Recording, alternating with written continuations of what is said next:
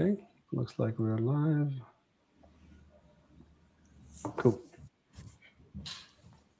All right, now that we're live, let's talk about MasterMind. AYAYAI, we've been doing this for close to 5 years now, and every episode we have done this until this point has always been about interviews. We're going to do interviews now in depth, right? In depth, as in we're going to put people in the hot seat and have them talk about their problems. Everybody loves that, right? But think of this as a sort of, you've been through so many education, so many training, and so many of this know-hows, right? You go to seminars, you go to conferences, you go to a LMS system, you can go to YouTube and find videos about what it is that you want to learn. So what happens after that, right? What happens is that you take those knowledge, you make a decision off of it, right? If you make those decisions, somebody needs to be able to validate those decisions on your behalf. Somebody has to give you a perspective, so as you execute, you feel comfortable, right? So this mastermind is a hot seat roundtable where through a tabletop exercise, we do these decision making, problem solving. And preferably those problem solving means that we're not waiting 6 to 7 months to pass on the decision making baton to somebody else, right? So we're going to make the decisions. We're going to make that decision today. We're going to save 6, 7 months of kind of staggering and trying to figure out who's going to do what, right? So at the end of this mastermind, which is about, oh, Rashid is here, yay. I have another support now. Yeah, there you go. Yeah, how's it going? Hello, Rashid, how are you? Well, not really. What's And up? Rashid is going to make an introduction soon. So as I'm going through this, mastermind description, one thing you'll see is that you're making decisions. And one of the things that you want to make a decision on, things that are urgent and things that you can execute on, preferably in the next 30 days, right? So you're going to have to make a decisions about build versus buy. You're going to have to make a decisions about, your data or somebody else's data. How do you strategize? Do you have to make a strategy? If you have a strategy, are you looking at your business risk more, or are you chasing after business opportunity, right? So there's so many levels here. So that happens in a conversation like this. So we have a roundtable here, and preferably everybody has some sort of subject matter expertise, right? And that's what it's about. The subject matter experts using their knowledge are making decisions, the decisions that they can be comfortable with and execute on, right? And before we went on live, I asked Sarah, like, hey, you're my case study here. You're going to go first. And, preferably you will talk to us about your AI journey so far and what are some of the problems that you're trying to solve and what are some of the things that you just think is worth mentioning, Go for it, Sarah. Yeah. Okay. So I will say that, in our actual work structure, I work for a very small corporation. And it's very divided. Everybody has their very specific thing that they work on. We're an economic development corporation. Our job is to bring new businesses to the area and grow the ones that we have. So we use AI to help us do economic research, to help us streamline things like strategic plans and marketing plans and those kinds of things, where we work with it so it can write up that plan much faster than it would take me to sit there and spend 2 weeks trying to write it. And that's great. But we also have learned that ever since COVID, actually, there's been this large discussion at all the different local economic development corporations throughout the country of different ways that we can streamline processes for the businesses that are in our community. So we learned during COVID that we needed to shorten supply chains and make everything more efficient. And then also help people to go from just-in-time inventory to having inventory on hand easily. And I think that has been a horrible learning curve and struggle for all of us, businesses, and then those of us trying to facilitate growth in those businesses alike. So watching AI come into the picture and see its capabilities in helping local businesses to capitalize on technology so that they can kind of solve those problems has been something that we've tried to really focus on over the past year or so. And I think that that's going to, places that can figure that out are going to be more successful than places that are still struggling through it.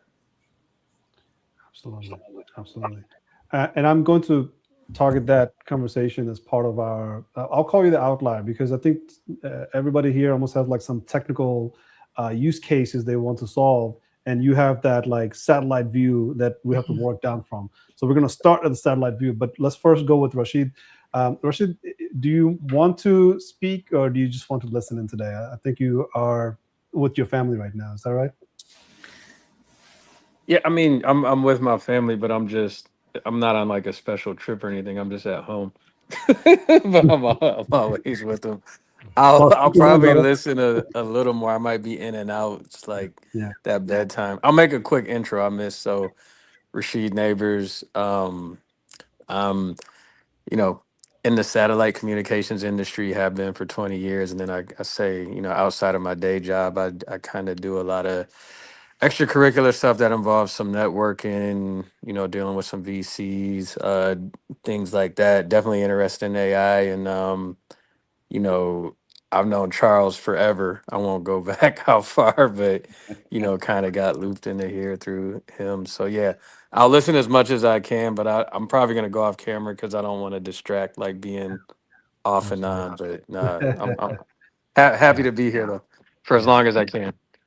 No, you're Um, good, Rashid. Appreciate you. I literally texted Rashid like, "Hey, Asif is throwing something." It was like 10 minutes before it happened, and he jumped on. So he if has no Charles like. knows me for anything, he knows that I'm a last minute guy. I throw everything very last So minute. Rashid missed my soliloquy, but about healthcare and stuff like that. But I think he's a strong player here. In the satellite industry, with great credentials, great, so I think this is a good start. I know Sarah's at, we're saying I think what Sarah said was very beneficial, and I think it matters. I don't want to push what she said aside because I am also theoretical, in the healthcare industry where it comes to patient care, how we analyze diagnostics, how we analyze imagery and things like that in our cancer centers and things like that. And again, just an emphasis on patient flow. Like you said, Asif, Asif, the elevators, right? I'm expanding far from that scope. And so for AI, I want to know how I can get from that circus clicker, like I said before, and be able to really innovate patient flow for visitors and staff in healthcare centers. And I do think that AI can help with that, whether that's integrating with FAA, with helicopters and our helipads and our ambulance, system, everything. So I really do appreciate your input there, Sarah, I think you said it was satellite. That's my view too. Yeah. Is that satellite view at this point? Because I don't know if I don't know if I'm ready to get into the weeds yet, and until I really understand how it works, right? And with that being said, too, being one of the biggest healthcare centers in the world, not the country, sorry, not the world. The country. Yeah. I have to be careful about security, IT security, HIPAA laws, and whether we can have a framework that's secure to protect our patients' data. Hey, I think Charles, just to kind of start with where you just left off at, right? Because I work with data, but I started off as a hacker, right? Ethical hacker, of course. So a lot of penetration testing, a lot of securing the systems and those information using Linux and things of that nature. And prior to that, I was in the Air Force. So if you know anything about me in the Air Force, all I did is a lot of security of physical structures. So I thought it was just going to be easy transition into hardware. But what does the hardware do? It holds the data. It creates this data and holds that data, right? So these hardwares are really something that everybody can wrap their head around, because data is way too confusing. So even if you're looking at it from a satellite perspective, everything that you go down to, you can get to the hardware level first before getting confused with the data. Because if you can get the hardware right, nobody can take that hardware away from you, right? It's like data, they can do all sorts of massaging with software, right? So 3 components that I always start the conversation with is, let's talk about hardware, let's talk about software, then we'll talk about data, right? There's hardware, software, and data. If you can wrap your head around the hardware, everything makes sense. So what do I mean by hardware? The challenging part of the hardware is that I can go down the rabbit hole, make up a list, but I call it your laptop, your devices that's around your laptop, which turns into IoT most of the time. IoT means your washer and dryer is an IoT, right? Your TV is an IoT. Ring camera is your IoT, right? So everything that's connected to the internet is your IoT. So those are all your hardware. So these hardwares, it's where AI is going to play the major roles in. Okay. So as I'm talking about the hardware, one of the key ambition for the hardware is to reduce the usage of this hardware to the level that we use it today, right? So when you think about AI from all perspective, I want you to start expanding your thoughts into say like, oh, that clicker is a physical thing. That's the hardware, because that's driving your data collection. Because that's what you mentioned earlier, right? Every click, somebody walks in a park or to the hospital, somebody clicks it and says, no, it's a person walking in, right? That's a data collection point. How do we put a hardware behind it, right? How do we put a camera that can do security and also count who's that walking in and are they a patient or are they a doctor? All sorts of analysis can be done right on the spot using a single hardware. So as we're talking about these theoretical, actual things that we can look down step by step, let's start adding hardware to each of the steps. All of a sudden, things becomes a little bit more drawn out in our head, right? So we can actually explain it through hardwares. So Sarah mentioned a lot of things that she does. Where does she do it? She does it on a laptop. She does it on a keyboard.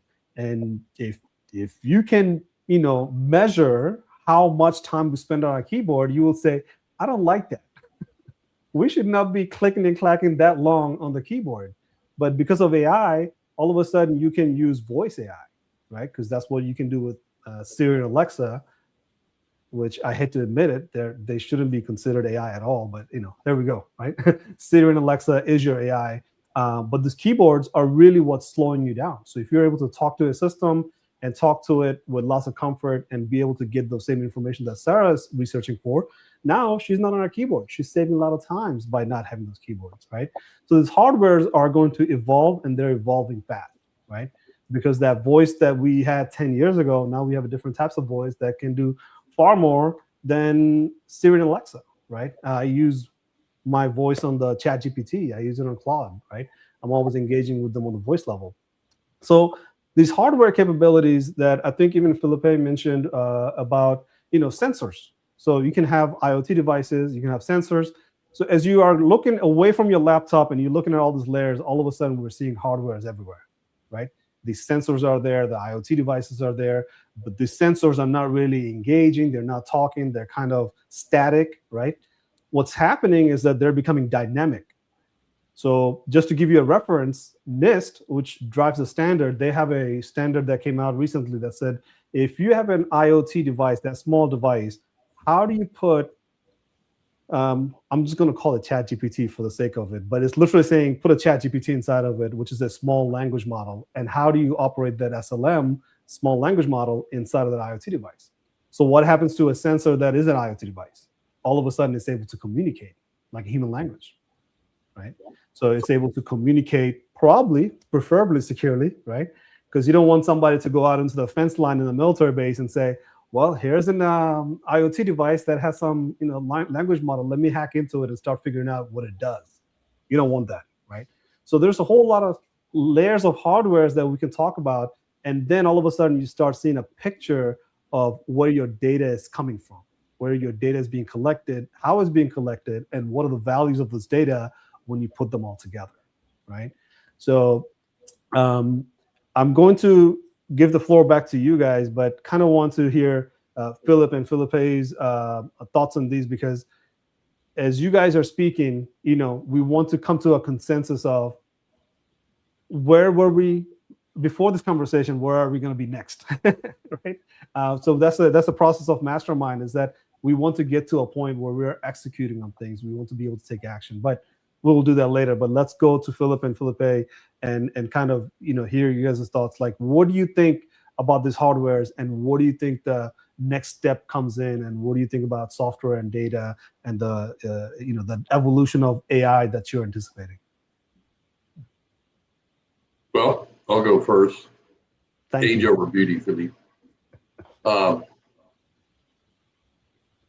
Playing on what Rashid was saying about working in satellites, I just came across an article talking about Google is wanting to launch their data centers in space, basically be running data centers from outer space for doing AI. And two reasons for that. One, they can power them almost 100% off solar. That's according to the article. The solar panels are 8 times as efficient up in space as they are here on Earth. That's the atmosphere. And then, so power is unlimited and basically free, reducing costs of data centers. And then the second one is the cooling of the CPUs and GPUs. You're out in space, it's what, 250 degrees below zero or something? So cooling is not an issue. And of course, you can't talk about satellites without mentioning Elon, right? And looks like Elon wants to put up to 1 million satellites in space to do a highly distributed data center operation, which I think is kind of amazing. At some point, I think we're going to run out of space in space. That's one thing I would worry about. But this whole concept does solve a lot of debate that we have, environmental debate out here on Earth, especially here in Texas, where they're building data centers like crazy, like Walmart, Amazon, fulfillment centers everywhere, so they're going to be consuming what little water we have and more power than we can produce. So this would give us the AI infrastructure without a lot of the environmental problems. I'm sure Philippe will have something to say on that. Oh, absolutely. I think he definitely has it.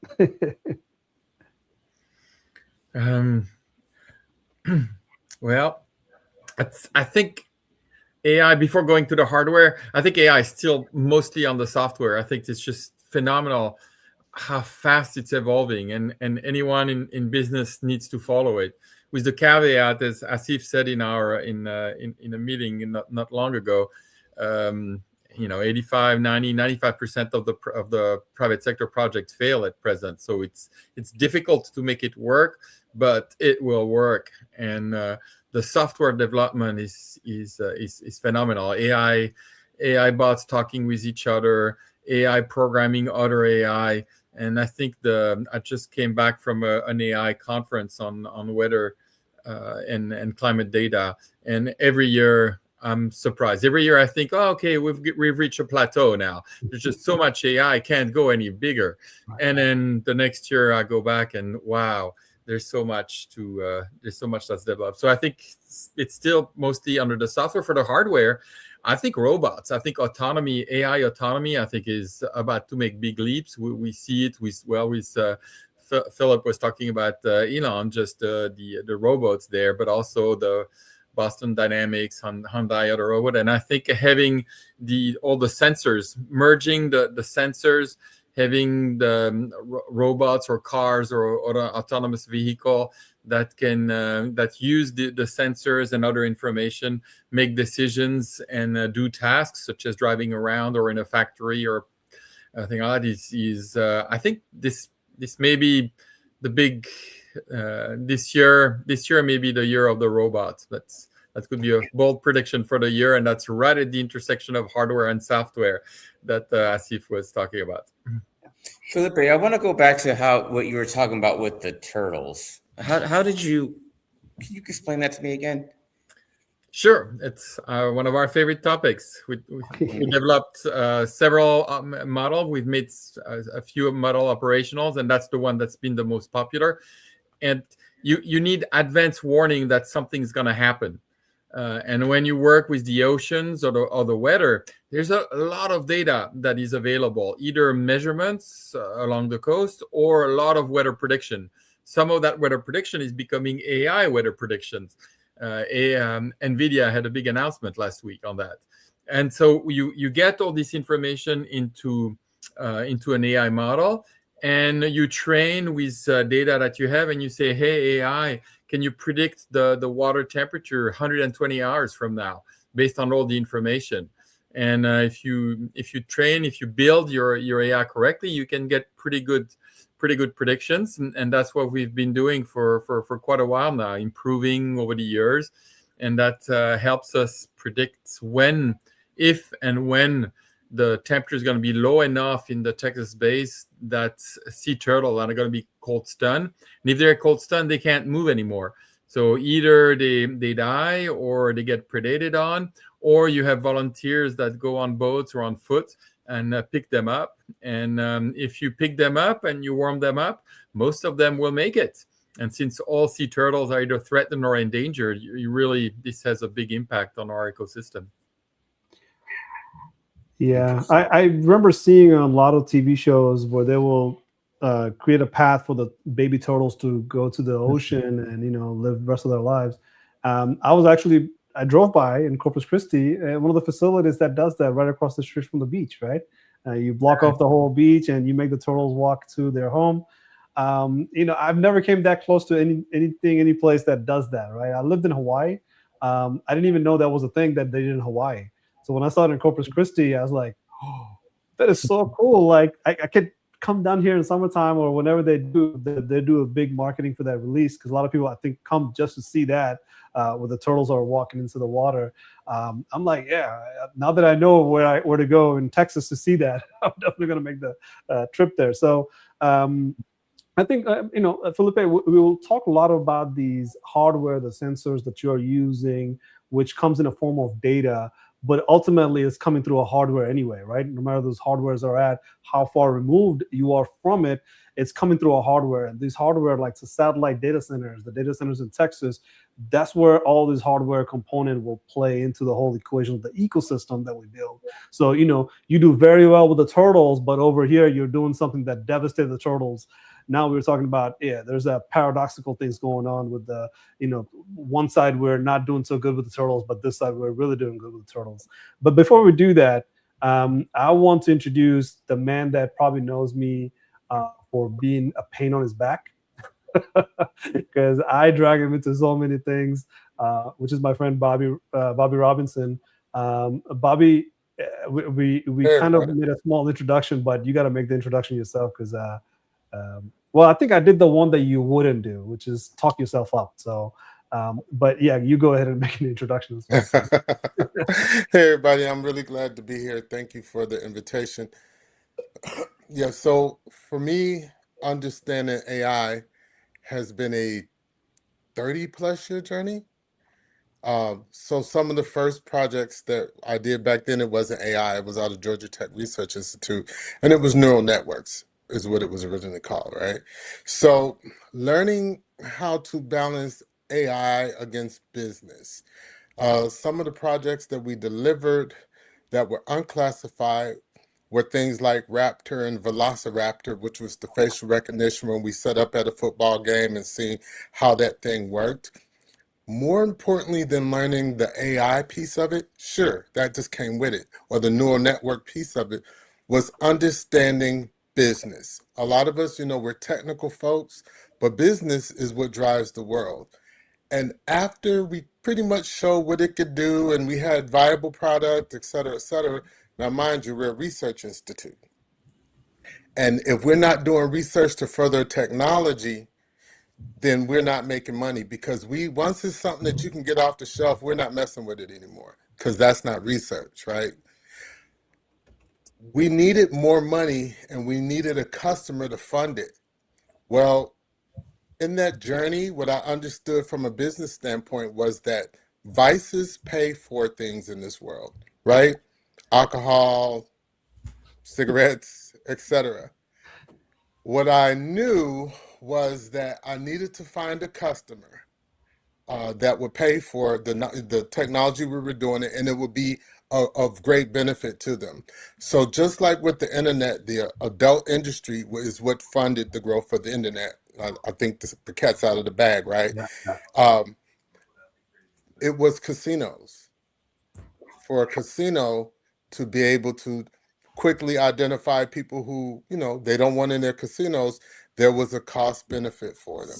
And that's where a lot of the initial money came from that kept things flowing, understanding the business. So fast forward until today, and I look at the things that people, different organizations are doing, what businesses are doing. I think they're missing an opportunity, not just in learn AI. Well, okay, it's more than that. Understand your business. And I think a lot of things fail simply because they fail to use AI to refine their business before you ask AI to run your business. If I were to ask you whatever it is that you're good at, it could be knitting. It doesn't matter. There's a way to refine the energy that you put into knitting that will give you a higher quality product, and AI can help you do that. So right now, the real advantage is to understand what you do better versus everyone saying, get a bot, it'll do all your work for you. Well, if it's doing the work for you and you were never really good at it, you were, for anyone who's worked at a big company, like a Fortune 100, you all know what I mean by once you work there, you ask yourself, how does this place even make money? Because it's so poorly run, right? Well, that's where I think a lot of us are missing the boat when it comes to artificial intelligence. Within the defense space, where I worked for a little while, I will say that my approach was different than some of my peers because I really focused on, hey, use artificial intelligence to tell us where we can improve and then see if it works, right? The whole test, dev test and roll it out into prod. Well, I think nowadays it goes straight from dev straight to production. Well, y'all all know how dangerous that can really be, right? And we're finding out in real time how dangerous that can be. And I don't say it as a woe is me. I mean, it's just not business enhancing, right? If you have to spend more time, you spend a lot of large layout on the cash to put in the tools, and then you have to spend follow-on money on cleaning up whatever it is that you did using those tools. So I think that a wise business person at this point in history, would really look at using the tools to help them understand themselves, help them understand how they work and how they can work better. Once you understand how you can work better, now you're really in a place to really automate. So a good example is Watson. When Watson first came out, remember it won Jeopardy. Yay, it won Jeopardy. You started seeing like TurboTax. It says TurboTax with Watson. Well, Watson was not doing your taxes. You can believe that they were not using that mainframe to do your taxes. What they did was upload the tax code, and through deep analysis and then Q&A from the customer or the user, now set up a workflow that hit all of the spots that it needed to hit to get you an optimal result. Similar to that, I would say leverage AI to help you understand what it is that you're doing, opportunities that you may be missing. So what used to just be a SWOT analysis now becomes part of your strategic plan. So while everyone's running saying, oh, AI is going to automate the world, really it's a strategic opportunity. And I see people messing up their opportunity all the time. People from different companies up just dumping all their corporate secrets into AI. Not paying attention to those licenses agreement that everything you dump in there, they own. Right. So what was your secret recipe is now everybody's secret recipe. So I just think that absolutely it's a great thing. It's really going to take off. But I think at this point in time, it needs to be a strategic decision versus an emotional. it's kind of like the gold rush now. All those families moved up for the gold rush. By the time you got there was no more gold. Yeah. So. And I think you're hitting on a few things that I always have to emphasize, make sure that everybody in the room can understand it, because you can comprehend many things based on this reference, right? Everybody's focusing on artificial intelligence, but the key things that we've always had, and we're probably not utilizing it very well, is our emotional intelligence, right? Mm-hmm. Emotional intelligence is how leadership does team dynamics and lead those teams to the point of the mission accomplishment, right? That's the military way of saying it. But at the end of the day, for the corporation, it's the revenue generation. So at the end of the quarter, how much revenue you had is probably because your team leader had that emotional intelligence to lead the team into that quarterly revenue goals. But there's two types of hero, Bobby. One is a Superman, and the other one is the guys that fixes their data in production. Right. Superheroes. Let those people mess with their data in production. I mean, there's nothing wrong with it, right? They're the heroes. We all have to admire them. They're very brave. Mm-hmm. But emotional intelligence is the key. But I think what Bobby said is very important, that we're talking about three components here, right? Business risk, business optimization, and business opportunities, right? We'll dive into a little bit more, because like you said, this masterclass, we do it for a whole day. So we have a chunk of information that comes through. So now we have to go through kind of peel the onions of business risk, business opportunity, and business optimization. Everybody is literally focused on business optimization, but to Charles' point, he said, I want to do it securely, because I have enough in-depth knowledge about my business risk, but not rest of my team. And that's what Charles's challenge is Charles have to go around and say, business optimization, yes, we're excited about it, but let's talk about business risk. Because if we kind of work it through a business risk, we get to a point that, this guy on the other side of the room wants a robot. He wants that humanoid robot that he saw on YouTube yesterday, and Tesla has them. Let's go get them. That's the one side of the room. This other side of the room is the PhD guy who wants to have his Excel sheet work beautifully. And that's his whole agenda, is to have that Excel sheet, and the humanoid robots is two different agendas that are fighting against each other, right? So how does Charles walk in there and say, all right, guys, we can both get to that point. Yours might be after the Excel sheet, but we will get there, right? The humanoid robots are in play. They're definitely coming down the pipeline. But Charles have to draw that picture in their head, just the way we do in a MasterMind session, right? We have to draw these maps and say, here are the nodes, here are the hardwares, here's the software, here's the data. How would you use this software? Because you don't have it, but you have all these hardwares already. How do you add those software into the hardware? And then now you have accumulating those data. So Philippe mentioned that he uses a lot of data to analyze what's going to happen next, right? Challenge is, Philippe's been doing it for 30 years. A company that started 30 days ago about AI, they went and bought all the fancy hardware. Now they want to see everything work on day 31, right? In the industry terminology, we call it day 0, day 1, and day 2, and day 2 and rest of the life cycle of it, right?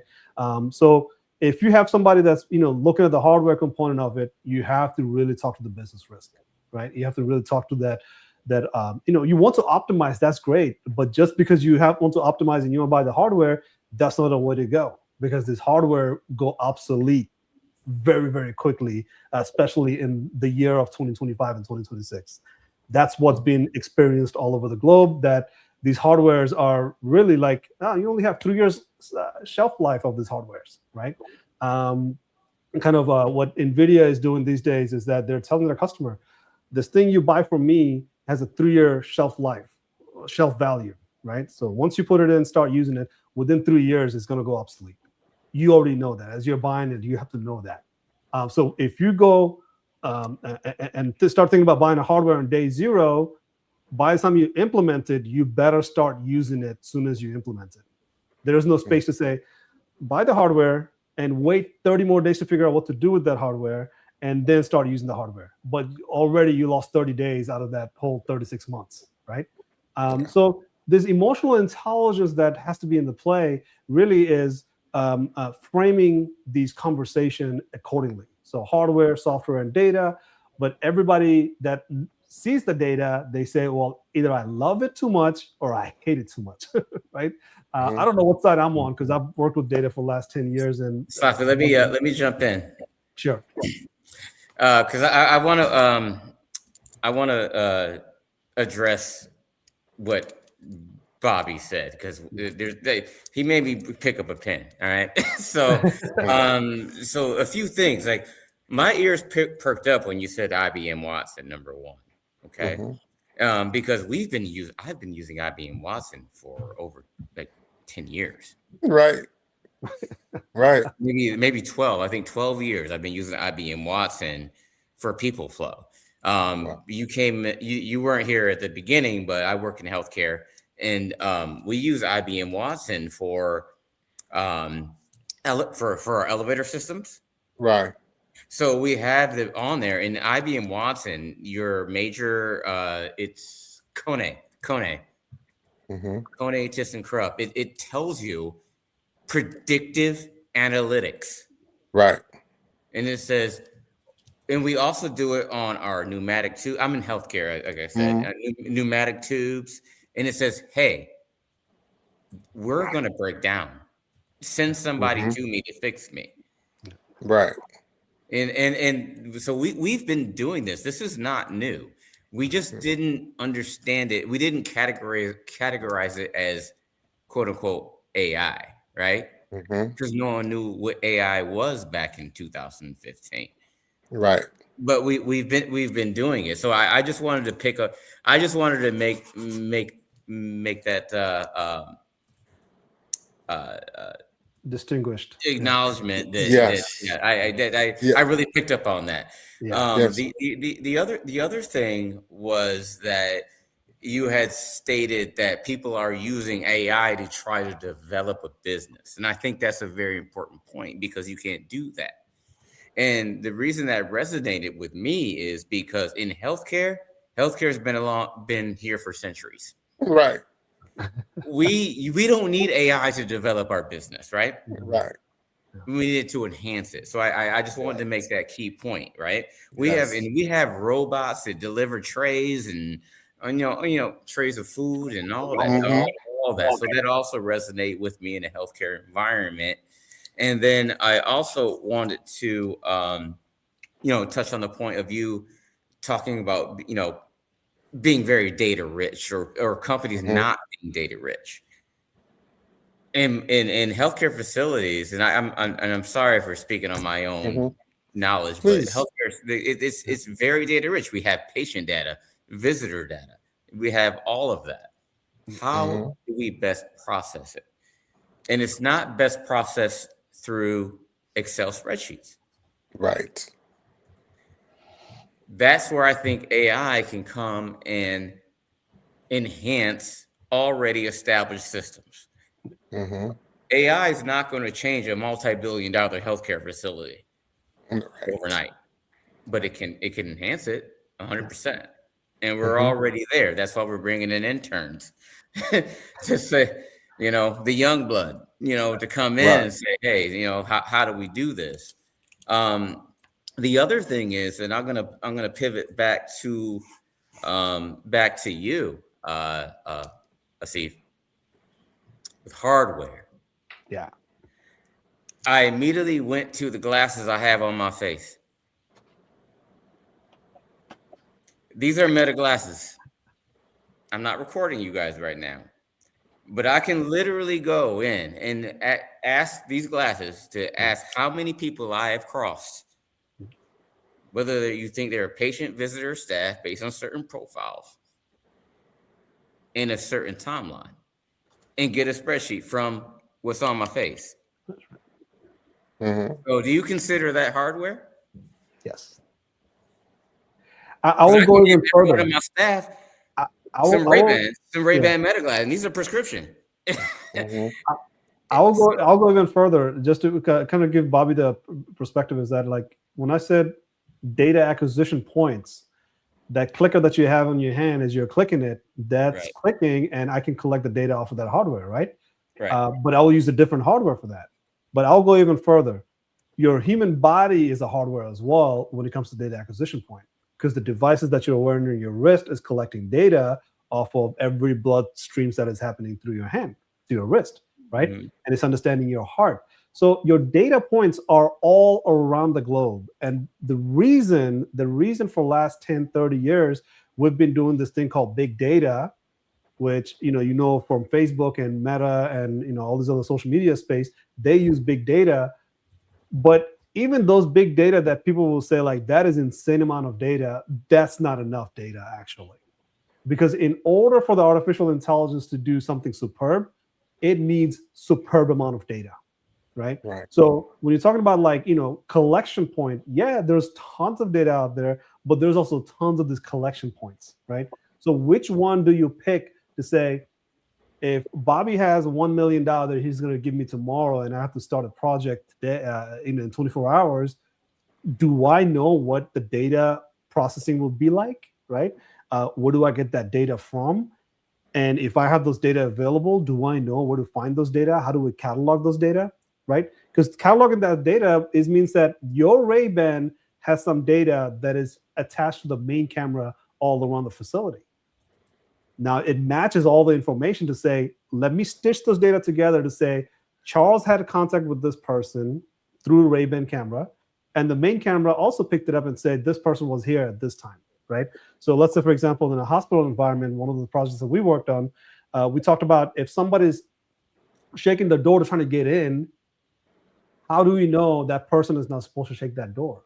That person must be confused and does not belong in this hospital. Do you see the level of processing of data, but it's also happening in real time? So going back to that big data piece, big data processing is super difficult, but it does amazing things if we can process it correctly. If we can process it with the emphasis of, we have an intention, we have a purpose, now we're going to process that data, preferably in real time. But even if we do for something, say auditing, right? Every business that's out there that's making a few million or billions of dollars, they want to have everything done in an audit. So again, big data, mostly outside of Facebook and social media, was collected because of auditing, right? So today, because of these hardware changes, all of a sudden it goes from auditing to real-time emphasis on early detection, key insights, predictive analytics, right? All sorts of things are coming up. They're like, what am I going to do with the data that's 7 years old? Well, the 7-year-old data can give you early detection, insights, and information that Philip is talking about, right? It becomes very easily accessible for everybody. And that's where AI comes into play with large language model, ChatGPT, and Claude, right? Because we talked about that a lot. All of a sudden, you're able to access those data. Do you see where I'm going with this? Like, it's been around for a while. It's just that we didn't have access to it. Now we have access. Now everybody can have access to that. Techies and non-techies. Managers and just that one guy walked in, that intern you mentioned, that's going to figure out what to do with AI next.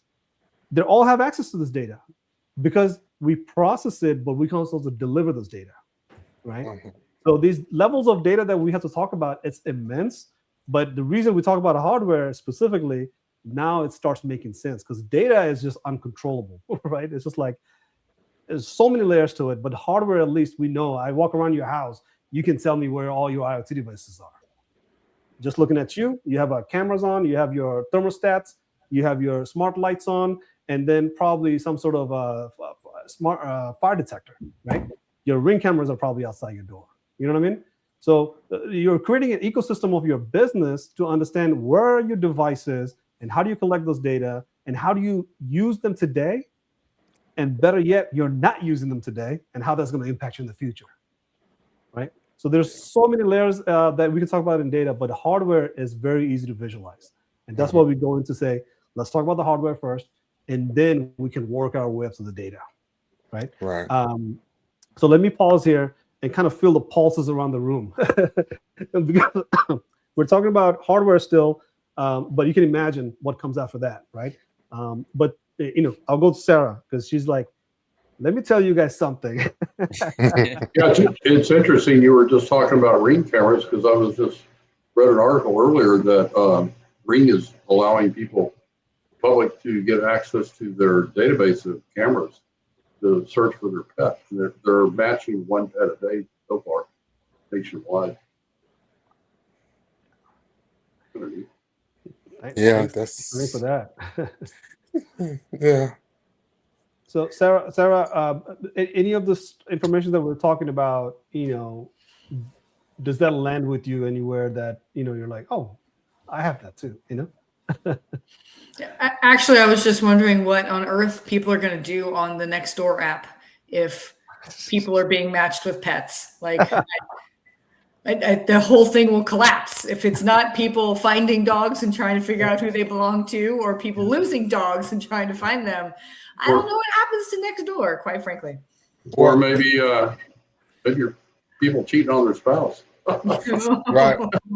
Well, that's that ethical slippery slope, that road that's paved with good intentions. So, for example, Ring also is entering an agreement with other companies to allow law enforcement to use the data that you store on their servers.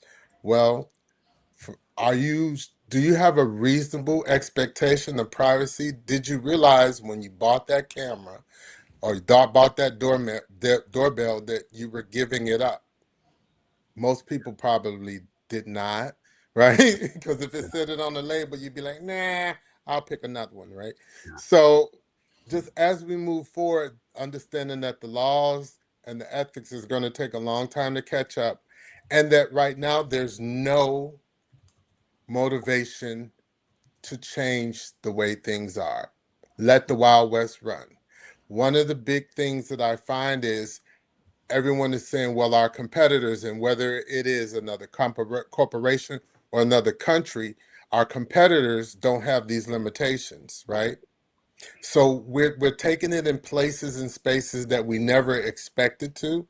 How many stories do you hear about people capturing images of you from your iRobot Roomba? No one knew that Roomba was taking pictures of you. Not we know now, right? Hold on. Roomba can take pictures of you? I didn't know that. Yes. Yes. And I'm about to check and my that, little robot, my vacuum robot then. Okay, thank you for letting me know. or that if let's say you put like a firewaller or something, one of those devices, I think the other one's called Bee Sting. They got similar devices to really track what's really going on in traffic, going in and out. Everybody who has a smart TV, right? Every a set time intervals, it takes a snapshot of what you're watching and sends it back. So if you look in your logs, you'll see like it'll say unusual upload, and you're like, who's uploading what? It was the images from your TV. They know what you watch, right? Yeah. So now you're wondering how do they tailor content? They know, just like with the SoundHound, the same thing with video, right? They know what you like and try to give you more of what you like, and you don't have to fill out no kind of survey. It doesn't. Yeah. They see how long you were on it. So as the pieces come together, just understand what is in your implementation, what ethics apply, and how far are you and your company willing to go. Right. Recently, I had a meeting where we were talking about a product, and the product had made some improvements, and one of them was AI. Included us without asking us, oh, now you got this. And I said, okay, well, you had to develop this. What models did you test? And they're like, we use this, this, and this, and that. Did you ever ask our permission to give our data to these people? And then you turned this on without asking us if we ever even wanted it. Did you say, hey, maybe pay extra, but you'll get your own private enclave? That never happened. So we were your test dummy. All of us, when we're looking at these great things, we know something for sure. We've learned it over the years. When you aren't getting revenue for something you own, you are the revenue, right? Right. And Asif, I just want to say one thing. And I've stressed this to you multiple times. In healthcare, when you need to protect patient data, what he just said is why there's so much hesitancy. Let's solve that problem right now. We'll all be billionaires right now. Right. So, Hey, maybe that's what you work on. We can all Yeah. be billionaires right now. Yeah. We solve that, but that Yeah. that is really the core of But it. I think what you just said, it's holding back tremendous amount of people from putting that tremendous amount of effort that they will if that wasn't the problem. So just to kind of give you guys the background, I started developing product about AI machine learning back in 2015, 2016 for recommender systems, right? So that means it knows exactly how to recommend based on your past patterns, okay? Now, there's a good side to it, bad side to it, but of course, you already know the bad side to it, right? The good side is that it helps you with your diet. Why not, right? So as we go to the product development side of things, you don't get to deliver the product because Felipe and I talked about this a few weeks ago, because 95% of the AI products don't deploy. 95% of Gen AI products are not bringing any worthwhile kind of a return on investment, right? So it's okay that I say that out loud because I want people to be comfortable with the fact that your AI product might not launch and you might not get that AI that you're looking to do. But in turn, what you get is the one that you actually need because you go through the process and you weed out all the difficulties and problems and troubleshooting and those sort of things. So a lot of people want AI these days. And I say, even when I started 10 years ago, we weren't able to deliver AI because of the difficulties. And there's so much more difficulties today. That number hasn't really shifted. That 84% has been true for the last 25 years. Like that only 17% of the AIs that deploy, majority of the 17% is what is it called? It doesn't function properly. It has lots of flaws that it eventually dies off anyway. So all the big AIs that you see, like, is the one that is heavily marketed and heavily publicized, and everybody knows about it. ChatGPT, Uber, Netflix, AWS, they're all heavy AIs that spend billions of dollars making those. So in my experience, one of the things that I've done is sit in front of a bunch of decision makers in a dinner table, in lunch, in just conversation where we just frankly talk, just like we're talking right now. Charles just said something that everybody who's halfway associated with technology or internally, like core, like they're all in AI system, IT system, they say the same exact thing. I cannot do majority of these things because of data privacy, because of that violation that will get me in trouble, because of that lawsuit that will happen down the road. So let me run you an example specifically. Not going to say the big hospital's name, but they were being approached by a lot of these AI enthusiasts to say, like, please give us this data because that will help us tremendously. And we found alternatives for it. But the point was, I told them, don't even hand those data out. I'm supposed to advocate for them. I was like, no, if you hand this data out, you're going to be in trouble because there's some handwritten on the pencil information that you are going to use as far as part of your data delivery. You never ask those guys for consent to train on those data. You cannot train on somebody's data that. Yeah, go ahead. Yeah. I just want to really harp on that that part because we had and I know we're live, so I'm not going to say any names or any company names, but we had a huge data breach. Of course. Oh yeah, we could list it all. And that it was devastating. And now if you're a contractor, if you step on our campus, if you do not have cybersecurity insurance, you're not even allowed to bid. Yeah. Mm-hmm. We won't even talk. We won't talk to you. Yeah. Okay. You have to have cybersecurity insurance. Yeah. With healthcare, it is so important, and not even with healthcare. Let's broaden it out. Even like, what company wants to have a back door into their financial systems? Mm-hmm. So there's a fear there that needs to be quelled. Yeah. Mm-hmm. And me being just really healthcare oriented, we are very sensitive about that. Extremely. It's I can't even go on Yahoo on my work computer sometimes. Say that's good. I would say that's good. Right. So I just wanted to just throw, But I'm going to solve that problem for you, because I'm going to solve that problem for you. And the way I solve that problem is I ease people into this thing called data at rest. Okay. And I'm going to describe that. And I think that's the last thing we're going to actually emphasize and talk about, because I think, Ray, it's been an hour, but we solved a worldwide problem, right?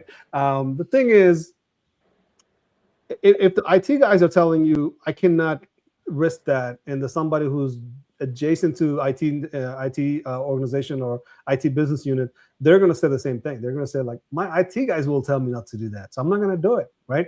So the big decision makers are sitting here like, okay, so what's that big game that we're supposed to do with AI, right? How do we make that happen? So data at rest, data in motion, and data in use. You will hear that terminology a few times throughout the day when we do this lengthy 6-hour conversation, because it's just that important. Because Charles just pointed out something that everybody's worried about. Everybody's worried about, my data sits in Ohio and I run my operation in Texas. Mm-hmm. You know about that problem very well, because the data centers are in Texas. I mean, in Ohio. Well, I access my data in Virginia. I access my data from everywhere. But that's the problem that I have, is that my data is not sitting close to me. It's not near me. So your data as a rest is the problem that you have to solve in order to move forward with your big budget IT AI project, right? So let me emphasize that one more time. Back in the days, your data used to sit in your basement. And by the way, you know that sweater Bobby's wearing? Because he literally has a data center on his basement. That's why it's so cold in his house, because it's, he literally have to wear a sweater to keep the servers cold, right? So if the data is literally sitting under your feet on the basement, that data is far harder for somebody to access, right? And the usage of it is far more in your control, right? And it's happening slowly that people that are realizing this, that they have to say, if I can bring my data close to me, I can secure that data even more, right?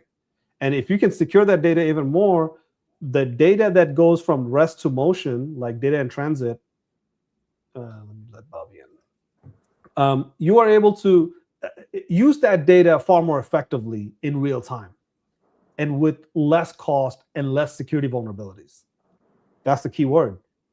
It might cost upfront a little bit more to bring those data back home instead of in Ohio, living it out in Ohio or Virginia.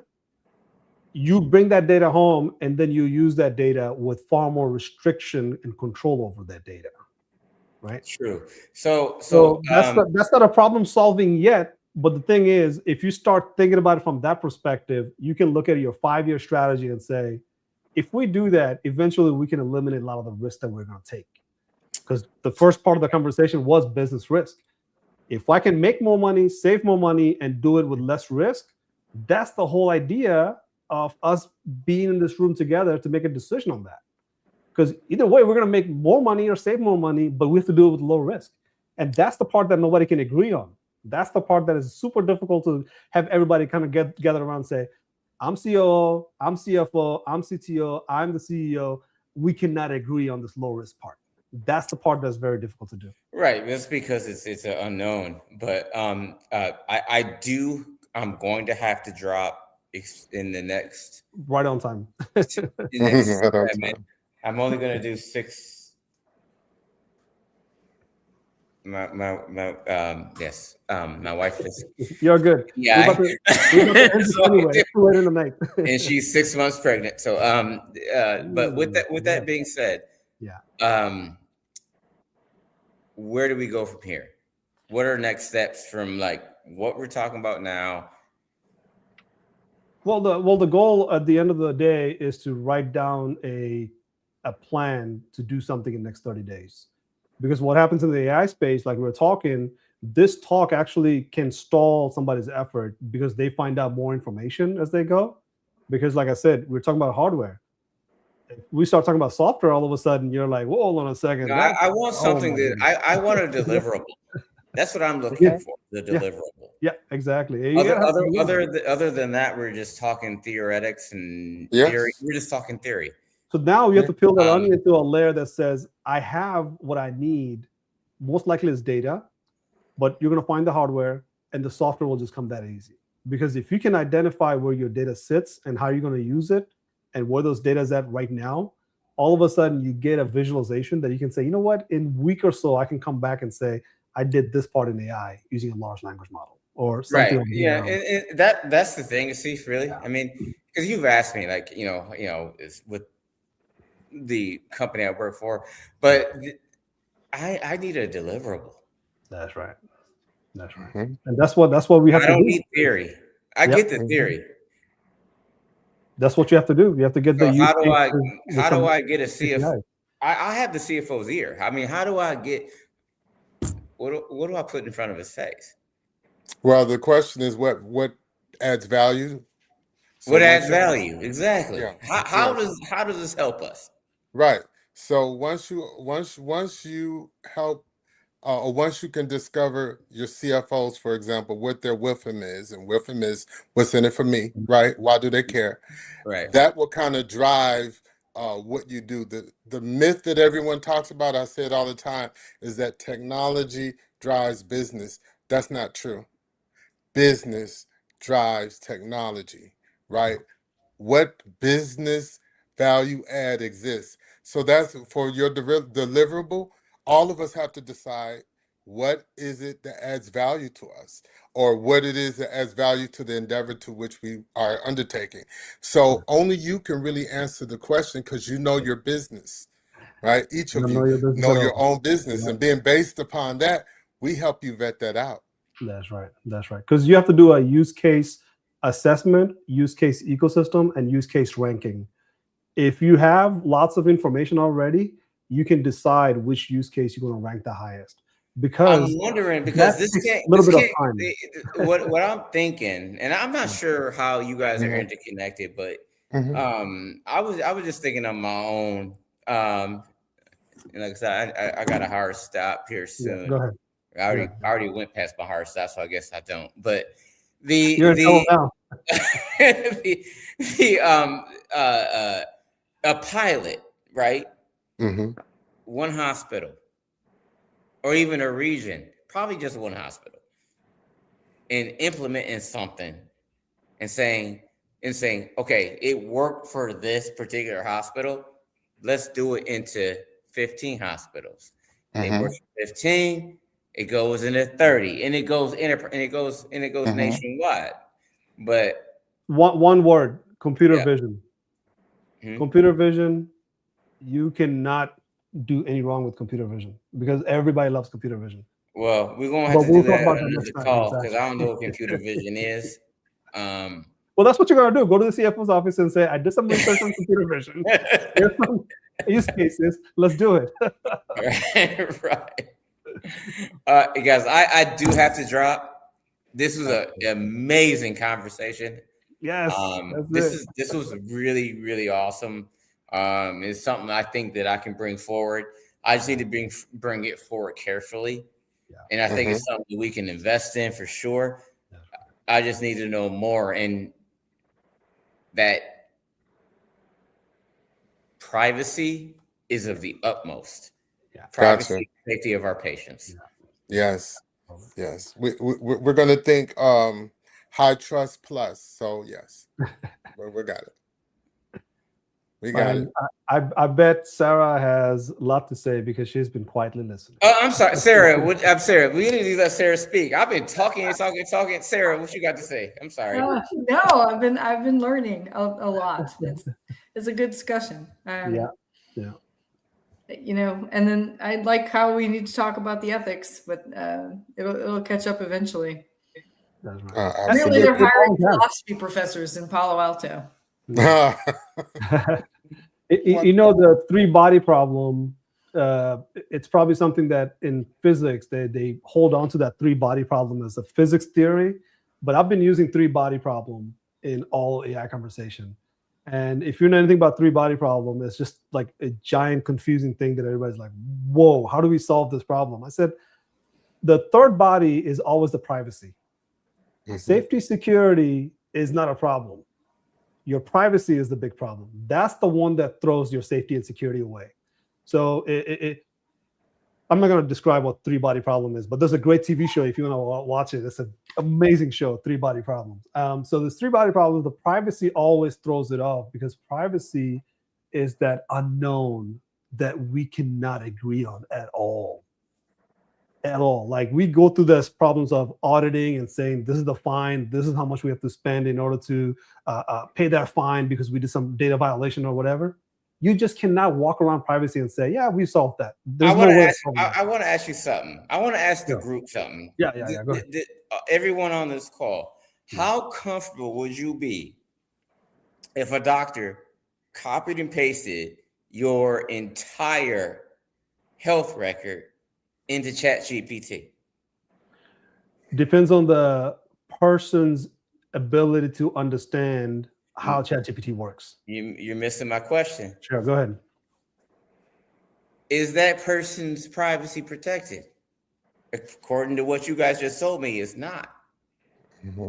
Yeah, and well, you just got to understand that with this audience, when you say copied into any model, the models we use are private enclaves and not the publicly available. Because anytime you're trying to protect data, you cannot use a publicly available tool. You cannot enter into a license agreement in which you don't own the data or how they'll use the data that you submit. So really, you're paying them to manipulate your own data, and then in the end you get a result, but then they own it in perpetuity. It's like the record business used to be, right? So from our standpoint, when we come up with solutions, you develop solutions, you're developing enclave solutions. In other words, an instance of a solution that is isolated to just your company or just a group of companies or whatever it is, that however you want to isolate it. Yeah. It's expensive, but it's necessary, right? And that's the part. The expensive part is what lawsuits are expensive too. So I get that, but I appreciate that perspective. Yeah, I'll tell you one thing about that end user thing is that if the end user knew, or not the end user, but the patient, if they had enough. So this is the challenge that I'm trying to work on, is how do I get everybody to understand technology at least up to a certain point? Because if they understood that there is ChatGPT, but ChatGPT is not sitting in Ohio, it could be sitting on your basement too, depending on who paid for that ChatGPT to be on the basement. So let me explain something here real quickly, which is that edge. Edge is what's going to become really popular. And I told Sarah about this when I mentioned her, we don't want data centers. I'm like, yeah, you don't need data center. You need distributed AI around you, because that means now we are going from globally accessible data to only on the edge, which means that only you have access to that. So if you have a ChatGPT that is sitting on your basement, the patient will know that it's sitting on the basement and being processed in the basement. It's not going out on the internet to go to Ohio. It's not being stored somewhere else. And anybody other than that hospital is not accessing those data. And what do I mean by that? If you look up this one case that had Google ran into, which was that a data engineer was snooping at other people's server while he was working at Google. Big no, right? Big trouble. They got into big trouble for that. Has happened, but it happened in a way that you're like, wait, does this happen often? How often do we not know about this, right? So privacy is such a three-body problem. Trying to fixing that is tremendously expensive. Like, that's the part that Bobby mentioned at the very end, right? It's very expensive. How expensive? That's the part that we have to really talk about, is that we're taking a business risk. Now we have to know how to mitigate that risk, how to accept that risk, how to do our due diligence. I need everybody to understand technology up to a certain point. So when Sarah walks up to somebody and says, look, I get it. You're trying to sell me a Microsoft Copilot, but why should I go with Microsoft Copilot? Does it have confidential computing? It does. How much does that cost? Oh, $30 more than regular price? Sure, I'll pay $80 a month for confidential computing, more than what I pay now. $50, right? Do you see where I'm going with this? Like, you have to get the people that are involved in decision making, not just necessarily the guys that are making money, but the guys that are going to be impacted as a consumer of that business. Right. So really, we have to get everybody to a certain level of technological know-how. I think a headline summarized it very well. From now on, the subject matter expert is not industry-based. subject matter experts are based on the technology that industry needs. Mhm. I thought that emphasized everything I needed to say. Your subject matter expertise from now on is to know the technology that industry needs. So you can be a Right. industry subject matter expert, but you have to know the technological demand for that industry, right? And that's a big push right now from the state government, from the federal government, worldwide. McKinsey wrote a report about it saying 23 million people needs to be upskilled beyond what military has taught us for the last 10 years. You know what? Like, you know, this is a very robust conversation, and with that, I gotta give you the last word because I feel as if we could be on here for the next 4 hours talking about this. It's a 7-hour session, bro. We just started. So I'm gonna cut it off from my end. That's right. But Been a appreciate pleasure it. meeting everybody. Any parting words? 30 seconds for anybody else. Yeah, I know I see. You can't say nothing else. No. Sarah, Sarah. Bobby. No, Sarah? I think it's a worthwhile topic, and we'll have to talk about it next time. Yeah. I got the taste of the flavor, so she's gonna do this more often. Yeah, Bobby. Yeah. I really love the opportunity to get to meet everybody. I look forward to working with y'all in the future. Just know right now it seems big, but pretty soon it's going to start to narrow down, right? And we will help you isolate what it is that you want to do and then weigh the risk and then move a way forward on how to actually do it. So the good news in all of this is whatever it is you want to do, nobody on these calls know more about it than you do. Than you So do. you will be the SME Yeah. teaching us what it is you want to What do, it and we is, just yeah. help you identify the tools and the methodology to do it. So I'm excited for you. Yeah, I'm actually just really excited about this whole thing. It took me a little bit to like come around, like because in healthcare we were very territorial. Mm-hmm. Come on, Charles. You're coming with me, Charles. And I think you're married to a doctor. Actually, like, you ain't gonna get no rub out do my job, right? Right. So like my spouse is the same way, and so but now we're starting to say like, wait, this is not going away. Mm-hmm. No. It's not going away. No. You embrace it, you get or left behind. So Right. I appreciate you guys and salute. Yep. We'll be talking soon, sir. And we're talking soon. Yeah. Thank y'all. All right. Have a great one. Right. Yeah, Bye. Good night. Bye now.